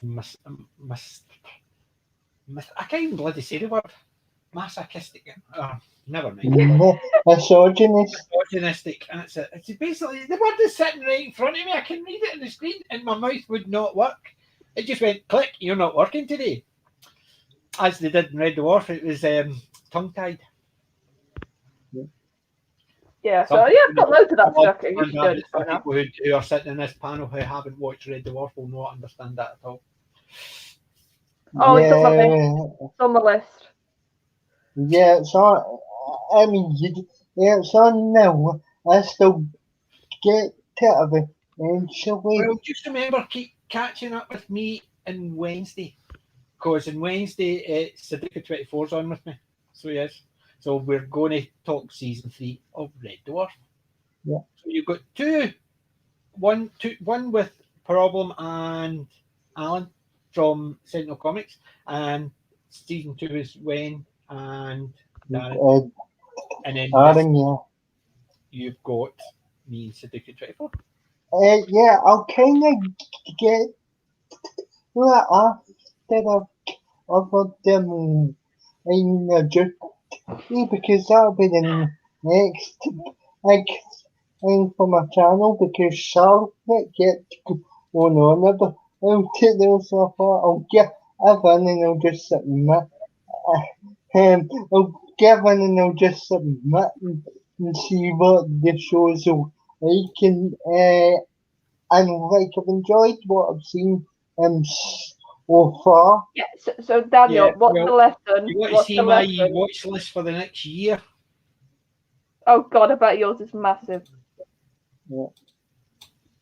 Right, see if it shows. Like how many K document is this? Jesus. That's my TV show for the next year. My 99% of that is stuff that I have got on hard copy. So it is. Do you literally have like an Excel doc for like what days you're gonna watch these things?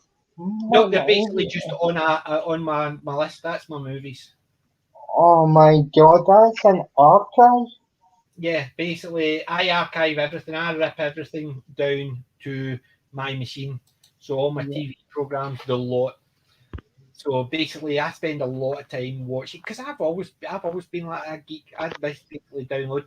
The reason I download it is because I want it on my iPad. So if I'm traveling, I can just. So I basically rip them to put them into iTunes. So I've got, because I've got a 128 gig iPad, and it's just for watching stuff. I only use that for YouTube, or I actually don't even watch YouTube on it a lot, but YouTube's already logged into it. But in effect, it's got all my programs that I want to watch if I'm traveling. Obviously, the last year it's not been had a lot on, but so I said, to be honest with you, TJ, like I'm not a very patient man. I can't be asked to just sit there and download it onto my and download it onto some device. I don't have much patience at all. Always have probably already seen. Well, do you know what actually drives my patience? I'm a wee bit OCD. So because I did it initially, I can't stop myself doing it. Yeah. So you've got yourself into the habit now. I've got into the habit and I can't stop myself doing it. So, and that's the problem. I've got a wee bit OCD, so there's certain things I need to do, even though I don't have time. I'll make the time.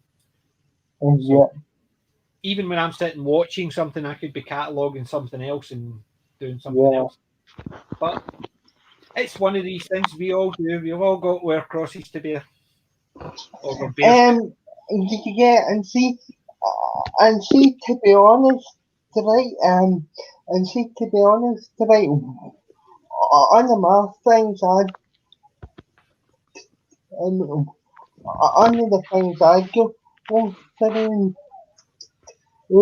over again. See everything I review in my channel, but like I have to go back about 12 times and re-watch the same episode so that it's in my brain ready for when I do a streamer on it. Now, girl, and now,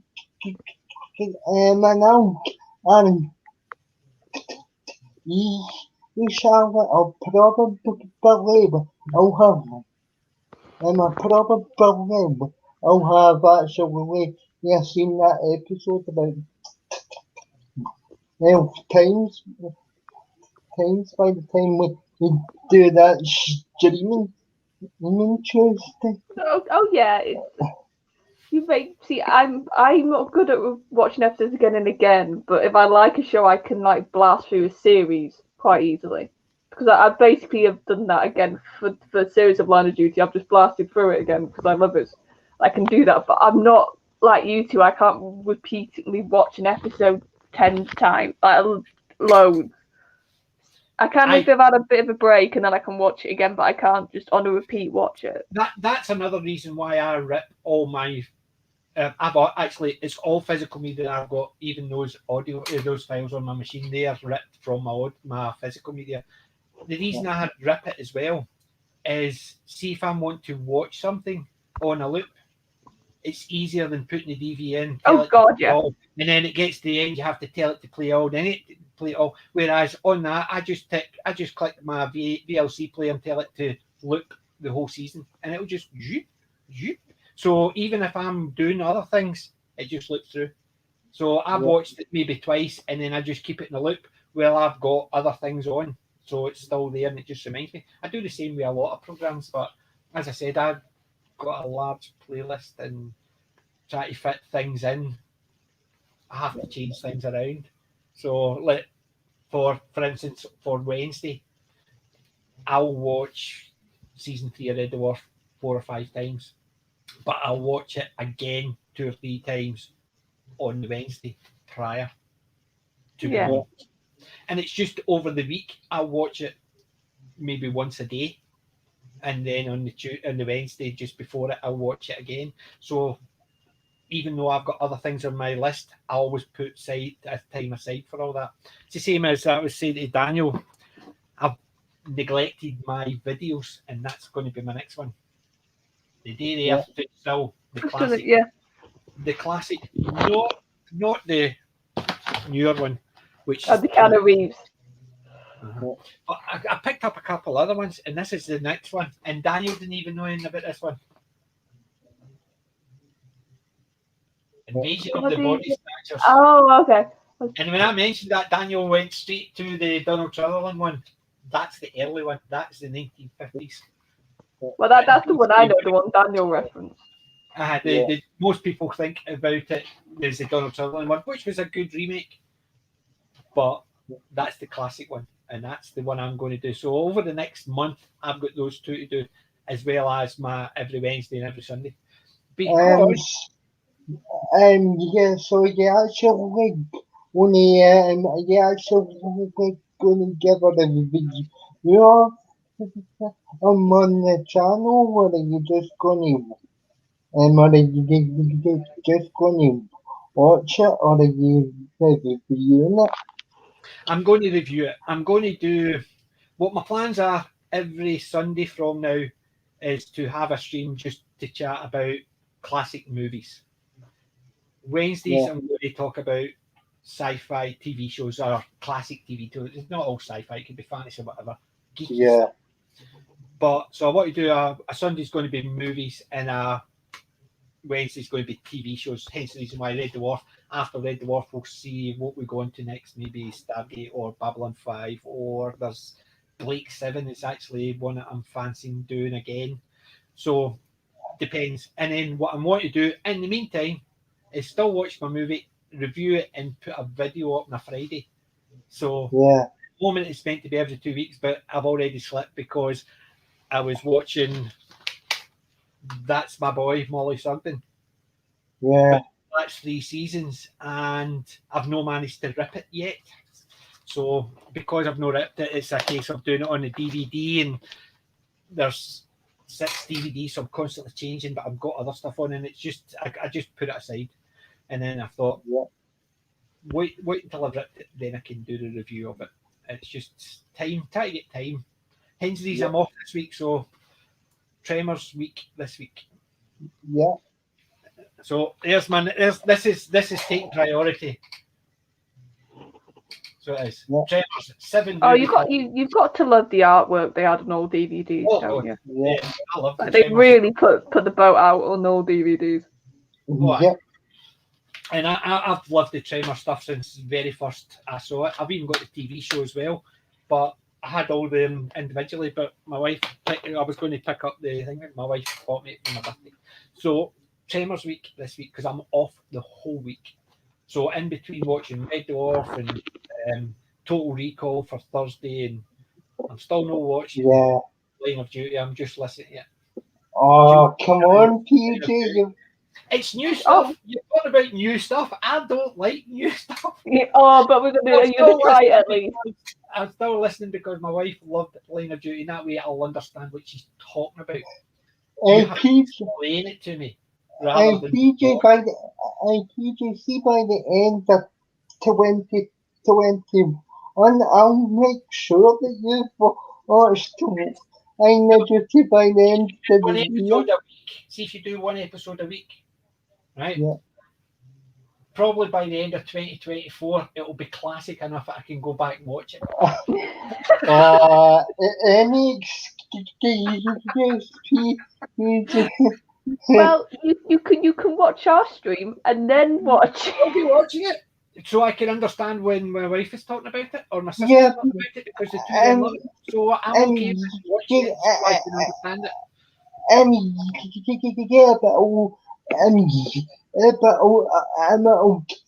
you spoil us, no, that would drive me. He don't care, mate. You know this. He doesn't care, and he's not like you.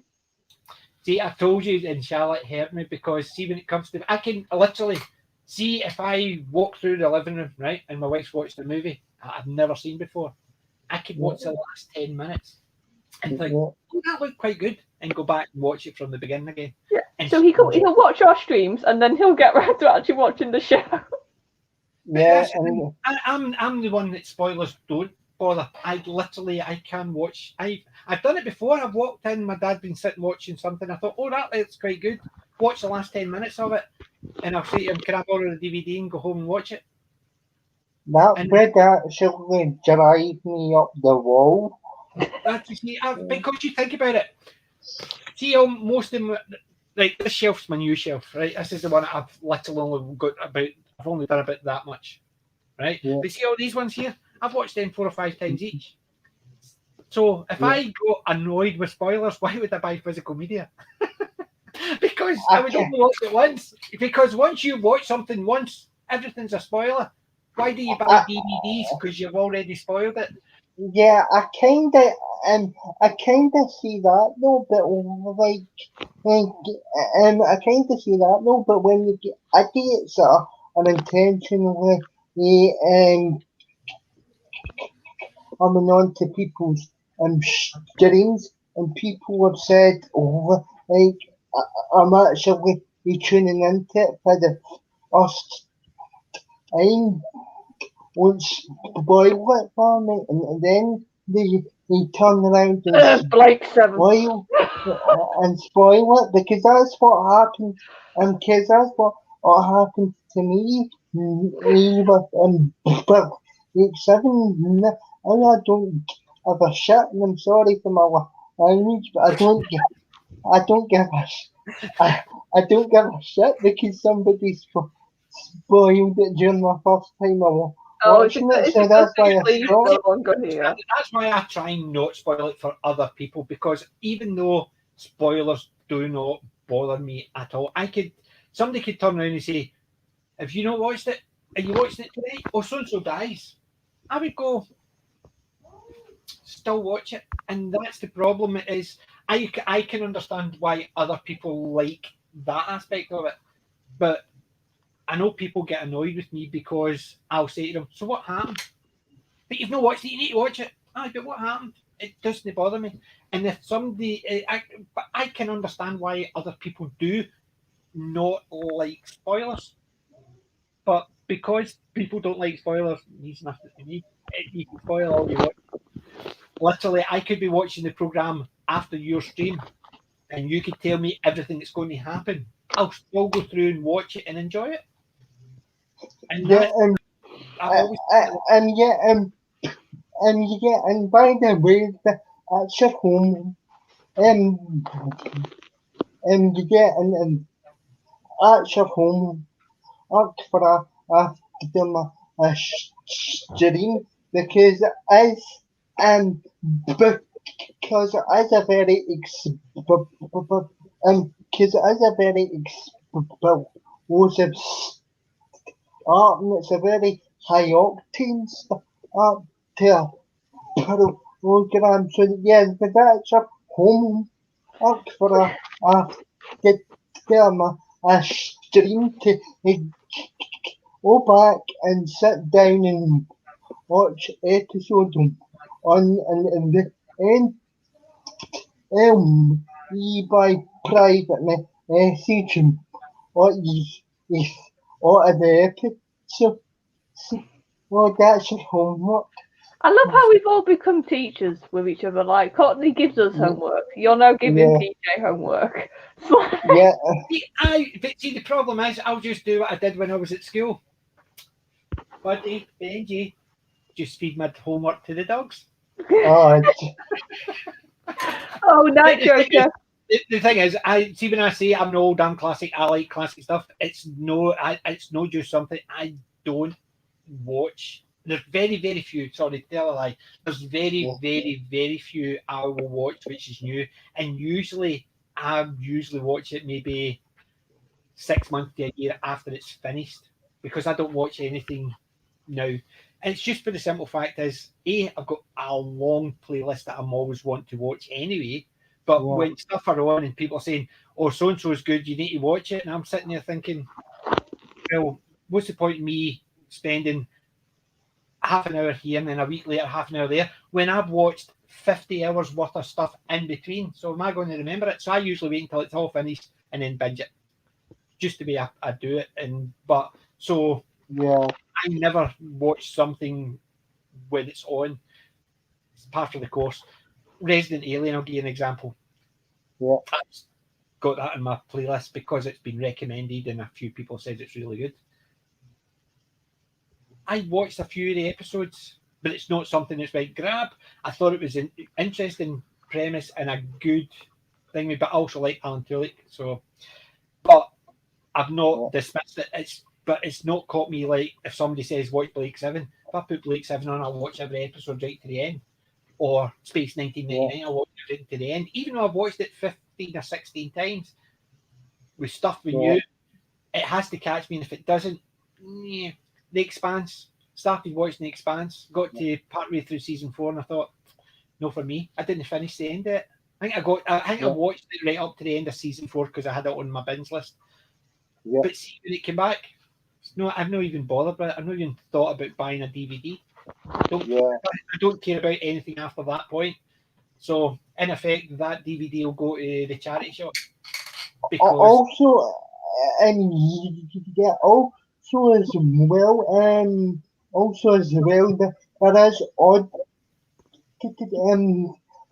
odd episodes of Week 7 because funny actually have the license to do Week 7, so if you're a fan of Week 7, maybe download a couple of your odd stories because finish have the license to and Week 7. I've got an audio list as well as almost as long as my TV list. But seeing that, I have got a couple of Blake 7s down on it already. Yeah. Because I've got an Audible account and I've had an Audible account for about 6-7 years. since I was made. But I'm just looking at my library there. What's the most recent one I've got? Oh, there's my most recent purchases. I think we all just desperately need time machines. There you go. So I prove. We all. There's my most recent purchases. Right, you happy with that, Yeah. Daniel?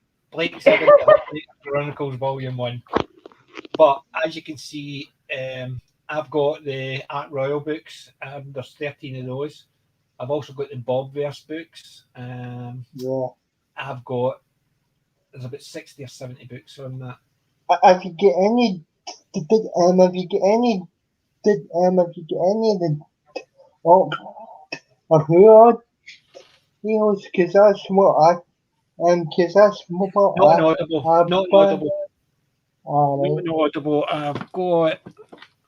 I've got a few of them, like ones that came with papers, like Stone Rose, the David Tennant one. Yeah. But I've also got the 11 Doctors because I got the book and the audio came with it. It was 11 Doctor stories and stuff like that. But I've only listened to maybe the first 5 stories on it. I've not listened to anything from Colin. It's just the simple fact is, everything I listen to is on my phone. So what I need to do is rip all my audios to my iTunes again so I can put them back on that.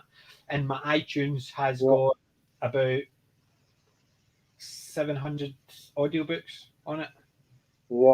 Ranges, and there is Doctor Who ones in there. There's a lot of Doctor Who ones in there. So I'm not saying I don't have any, but at the moment, my audio list is just so large because I'm actually in book 3 of the Bobverse, and I love those. I'm in book 8 of the Ark Royal.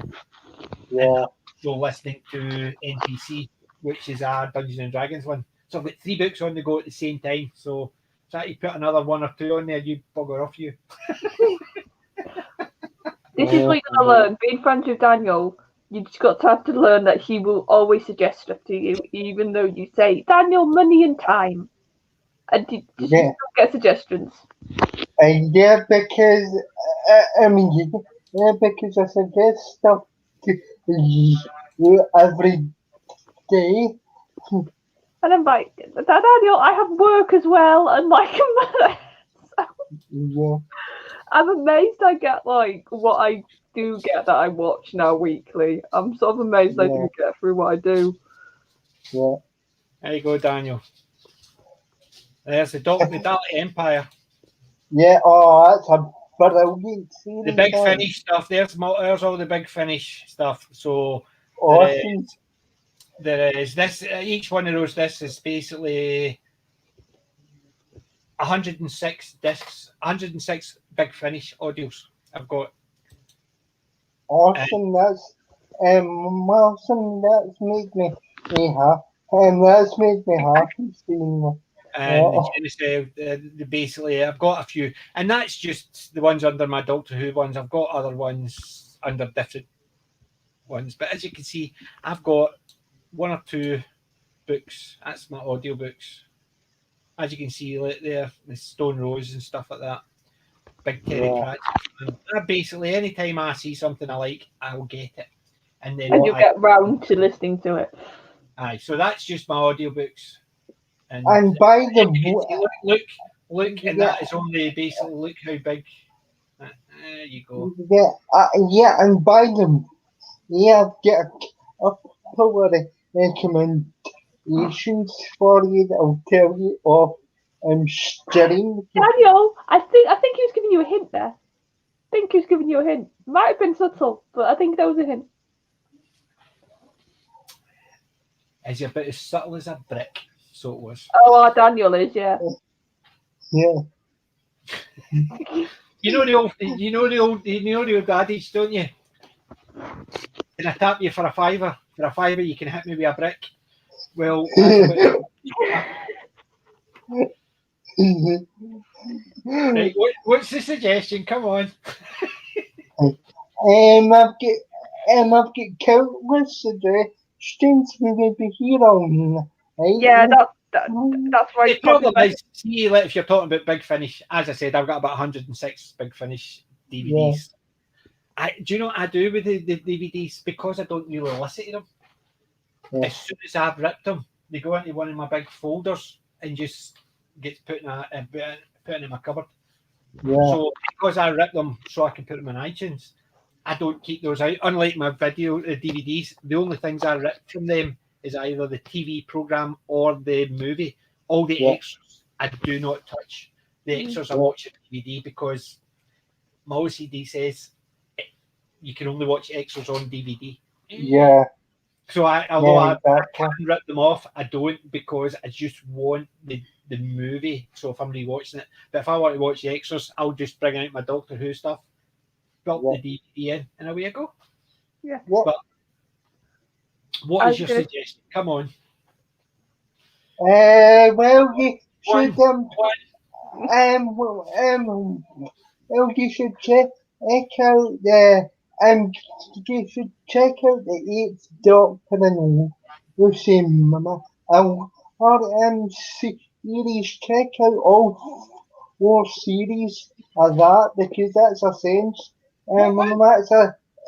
That's essential.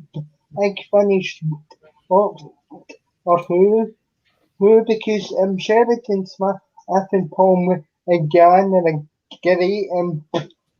a great Ealing and Charlotte and Charlotte will up here, so it's 2 against 2.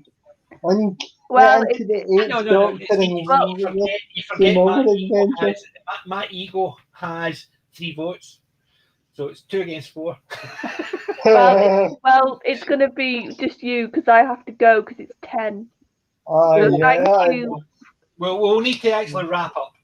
What we're going to do is, are you okay for next week to do season 2? Yep. Yeah, just what day? It's Sunday again. Yep. Yeah. Because basically after that, I'm going to flick to movies.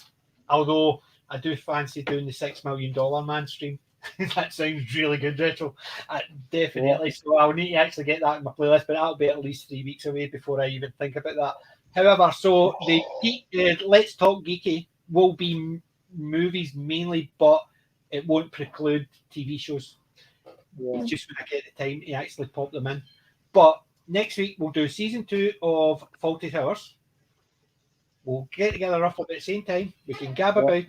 And remember, Tuesday, Daniel and Charlotte are streaming, talking about. I'm a duty and PG get in.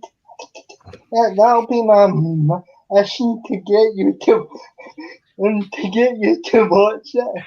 I'm telling you, I'm going to sit there going, and it'll be say, your mission, if you choose to accept it, is to watch Line of Duty. This message will self-destruct in 10 seconds. Well, let's put it this way. They got it right because it's a mission impossible. How was that for a good segue? Oh, God, I'm not going to give up on that. By the time it works, it might be classic enough that I review it. Yeah. But I will still be watching. I will still be watching your line of reviews because basically, as I said, my wife and my sister know that, love it. So at least I'll understand when they're talking about it. So don't panic about that. So maybe even me and my wife will sit and watch it together. Yeah. But anyway, so that's Wednesday. It's Tuesday. Wednesday. Yeah, Tuesday. I'm back with Sudoku 24 doing Red Dwarf. Remember and give us a like, a thumbs up, subscribe if you've not, but most of the ones in the chat I know are already subscribed. Well done, guys. I'll just go the old grumpy old bit. And remember, I'm not old, I'm classic. And the 3 of us would like to say bye-bye. Bye-bye. Yeah. Cheerio, guys. Cheerio. And now this is where the delay comes in when I try to actually work out to actually end a broadcast.